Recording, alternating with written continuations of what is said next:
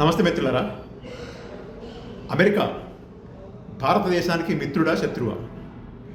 మన శత్రువుగా ఉన్నటువంటి పాకిస్తాన్ను మిలిటరీ శక్తిగా తీర్చిదిద్ది అణ్వాయుధ దేశంగా చేసి రొనాల్డ్ రీగన్ హయాంలో అయితే ప్రతి ఏడాది $3.2 బిలియన్ మిలిటరీ సహాయాన్ని 5 ఏళ్ల పాటు అందించి దాన్ని తీర్చిదిద్దింది అమెరికా. పాకిస్తాన్ యుద్ధంలో నేరుగా పాకిస్తాన్ వైపు వచ్చి మన మీద అణ్వస్త్రాలు కూడా ప్రయోగించడానికి ప్రయత్నించింది అమెరికా.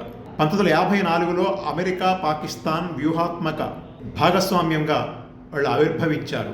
ఇలా అనేక అంశాలలో పాకిస్తాన్కి అమెరికా అండగా నిలబడ్డది. అలాంటి అమెరికాను సపోర్ట్ చేస్తున్నటువంటి వాళ్ళుగా ఈరోజు మన దేశంలో ఆర్ఎస్ఎస్ బీజేపీ వాళ్ళు తయారయ్యారు.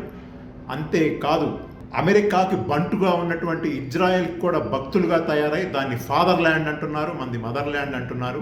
ఈ రకంగా మన దేశానికి వ్యతిరేకంగా వ్యవహరిస్తూ మన శత్రువులతో చేతులు కలుపుతూ బ్రిటిష్ వాళ్ళ హయాంలో వాళ్ళకి వంతపాడి కాలు మొక్కి ఇప్పుడు అమెరికా ప్రయోజనాలకి వంతపాడి కాలు మొక్కుతున్న వాళ్ళు దేశద్రోహుల, దేశభక్తుల ఒక్కసారి ఆలోచించాలి.